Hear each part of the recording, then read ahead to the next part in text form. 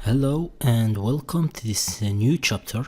Unlike the previous chapters where we talked about only HTML, in this one we will start talking about CSS. CSS is a bunch of rules used to style our web pages. We don't create content with CSS unlike what we did in HTML, but CSS is used to style our HTML file and code and contents. To give a brief look to what CSS can do, we can see in the first image the homepage of Wikipedia with HTML, and in the second image we can see the same web page without CSS. You may notice that the second image is near what we did in our previous chapters, only HTML code. So how can we use that CSS and what it looks like? So the first thing we will talk about is how to add CSS to our web pages. So there are three methods that we can use. The first method is to use a tag style inside our tag head in our web pages, like this. We use the target that we want to apply a style and the rules that we want to apply. The second method that we can use to add our styles to our web pages is to create a different file that we will call, for example, style.css, and we link this file.css to our web page like this way, using the tag link inside our tag head. We specify to our browser that we want to link style by specifying that it's a style sheet. And this second method is what I recommend you to do, because if your website contains many web pages, using a single CSS file to hold all your styles is easier to maintain instead of putting our styles in every page. And if we want to modify, for example, the color of a title for all our web pages, we go to a single file and modify it instead of going through all our web pages or HTML files and modify that style. And the third method to insert our style, to style our pages, is to add the attribute style to our tags, like that way. I don't recommend you to use that method, but it's good to know it. Now we saw how we can integrate or how we can add the style to our web pages. Now let's see how we can specify the targets that we want, where we want to apply that style. The targets that we have to use are the tags that in our web page. And to specify which tags we want to style, there are many methods, but I will show you now three that is commonly used. There are others, but we will discover them further. The first method that we use to define the target is using directly the name of the tag. For example, if we want to make the color of all our H1 titles, we can specify H1. In the CSS property, we made color, for example, and for the value, you put red. In that way, the color of all our H1 tags will be red. The second method that we use to specify a target is using the ID. We saw how we can use the ID when we discovered the links, and especially in the bookmark links. And we saw how to use that attribute, and we can target the tag with that ID by using this syntax. For example, if we have all our H1 titles, we want to make them red, but the main title we want it to be black. You can do it like that. So the third method that we can use is to use a class. A class is like an ID, but instead of having just one ID in our web page, we can have multiple classes in our single web. For example, if we have multiple paragraphs and we want just to style few of them, we can add the class to the paragraphs that we want to style, and in the CSS we target these tags by using the class. Now we saw how we can use CSS, how we can target our file, our tags. It's good to know that we can use multiple CSS property to a single target. For example, for a paragraph, we can make it red and bold in the same time. And if we want to make our titles and paragraphs, for example, both red, we can style more than one target like that way. We separate all the targets by a comma. Also, we can combine the target, and we can also specify, you may say, if we want to apply style to a proportion of our HTML code that is not contained inside a tag. We know now that CSS is applied only to our tags, and if we want to apply a style to a text that is not inside a tag. So for example, if we want to make a word bold or red inside a paragraph, if we apply the color red to the paragraph, all the words inside that paragraph will become red. And how we can style only a word, not styling all this, not styling all the words inside that paragraph. For these situations, we have invented two universal tags. These two universal tags don't have any style by default. We use them mainly for styling purposes. The first one is span and the second one is div. Now let's see what is the difference between these two universal tags. So for test purposes, I took the example we made in the previous chapters. I linked style.css and I created a new file, style.css, in the same folder. So for example, if we want to make our h1 and h4 and h2 titles underlines, we can come and in the CSS, in our style file, h1 text decoration,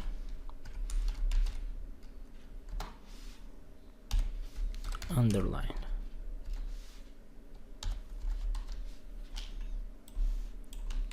and instead of copy paste the same and give each target the style, we can use only one rule for three targets. We separate all the targets with comma, h2, h4. We save, we test our file, and we see that h1, h2, h4 are all underlined. But if we want, for example, that only history to be underlined, we can come and in our HTML file and come to history and add a class or ID as we want. Let's test with a class underline. For example, you can give it the class at what you want, but you have to make it one word. You can separate with space.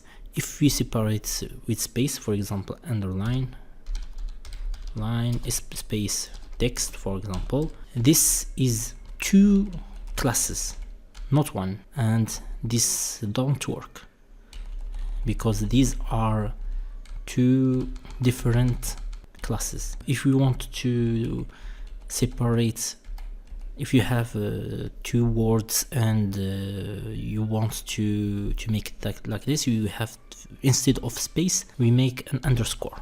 So we copy our class, we return to our style, and here we remove this, we save both files and return, and you see that internet, h1 and h4 and all other h2 are not underlined, but history is underlined. And if we want, for example, that our title, for example, we have here a bookmark link, here it is, bookmark link, we can target it by adding sharp and make, for example, color red.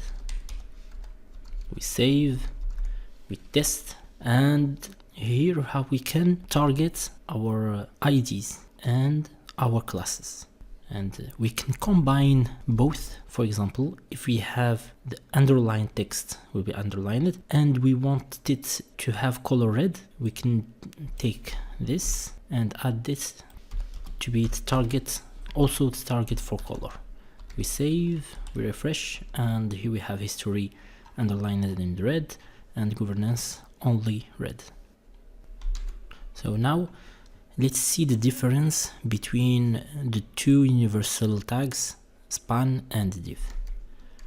Let's take, for example, the first paragraph and add for this international collaborations here. Let's add a span, and for network access, you can see that when we added the span to international collaborations, here there is no modification, because as we said, the universal tags don't have a style by default. But when we added the div to network access, you can see that this sentence, network access, is alone in a new line.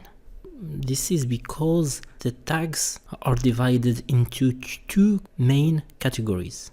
We have inline tags and we have block tags. Inline tags take only the space of their content. To see what is the difference, let's give the span and the div a background. Span,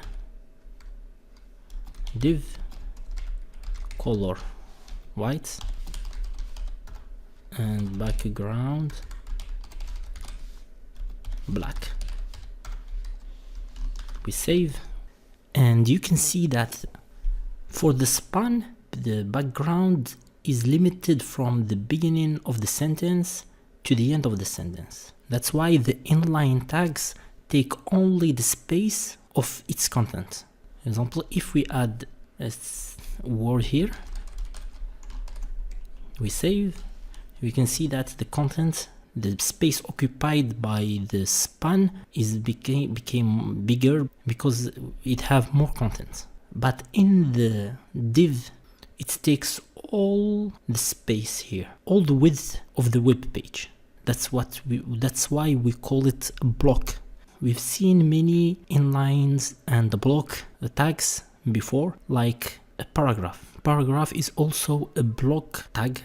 Titles are also block tags, but links are inline tags. So the rule is that we can put inline tags inside other inline tags or inside a block tag, but we never put a block tag inside an inline tag. We can put a block tag inside another block tag, but we never put a block tag inside an inline tag. So depending on the situation, we can insert span or div. Let's make an example. We made here the first example for the inline tag span. Let's make another example for the block. Let's enclose the div. Let's put these two paragraphs inside the div. And as we said, we can put a block tag inside another block tag. We save our file and let's refresh. That's good, but sometimes we need more control on our targets. So for example, here we have span inside this paragraph, and for example we have a span inside that one. So the rule of color white and background black will be applied to all our spans, and it's applied here and here. What we can do if we want to apply the rules to only the first span and not the second one. So we have multiple solutions. We can, for example, give this span a class or ID. Let's give it a class.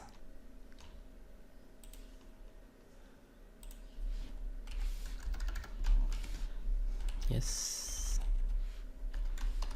Okay, and here it is.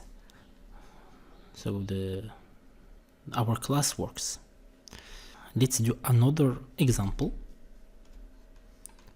Let's come here and make a link.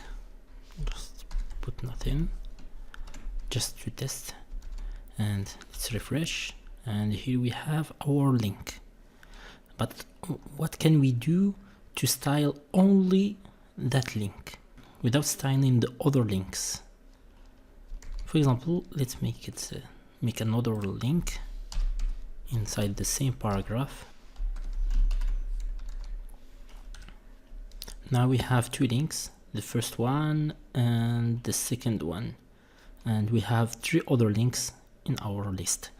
And what can we do if we want to style only the links that is inside that paragraph? You may say that we can give the same class to these two links, or give each one a different ID. What we can do if you have more than two links, maybe in a paragraph we have 20 links and we want to style all of them, it's a little difficult to give each one the same ID, the same class, or give each one a different ID.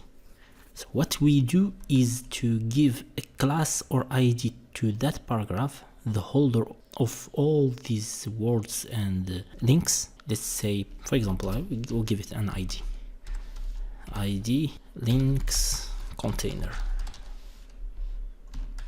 We save, we go back to our style CSS, and so we can target specific elements inside another tag by this way. So we made the holder of all the elements links container, and we made a space and specify the targets inside that links container.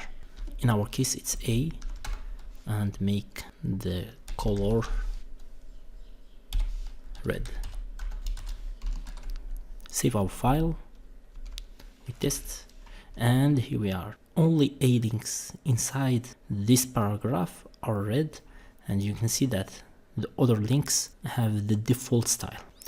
And that's how we can target elements inside other elements, or tags inside other tags. So we can also have enchained multiple tags. For example, we can do here body, because all our content, all our tags are inside the main tag body. We save, we will get the same result as we have targeted the same elements.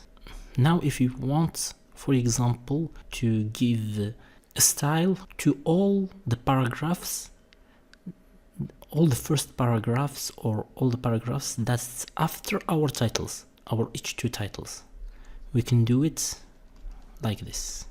Come and we specify the first targets. In our case it's H2, and we tell the browser that we want the next be after the H2 to be, for example, color yellow.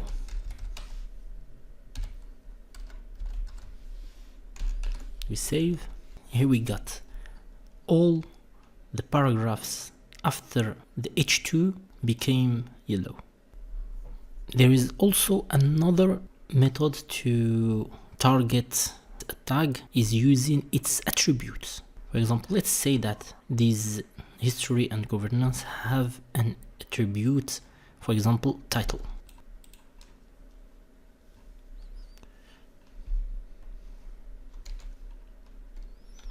Now let's say that we want to target only links that have title. You can come here and let's say tag name is A, and let's say that we want to target the A that have title. Save, and here we go. That we can see that only these two links that have the title have a background green, but the others don't have. And let's go further, and let's say that we want only the link that have history link, the title history link. So what we do is make this. We specify which title we want. We save, we refresh, and here we got only the second title. And finally, let's do the last. Now let's say that we want to target the links that their title contains a word link. For example, we have here history link, governance link, and both contains link. And to test purposes, let's add title here. Let's save and go back to our style, and let's specify that we want that the word link be in the title. Maybe in the beginning, in the end, it doesn't matter. Now let's put only link and specify that we want the web browser to look only for a portion of the title. We made an asterisk.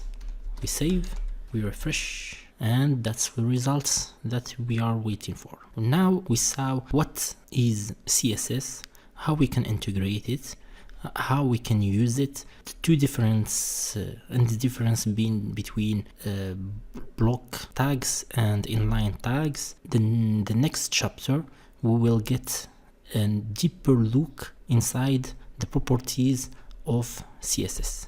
So see you next chapter.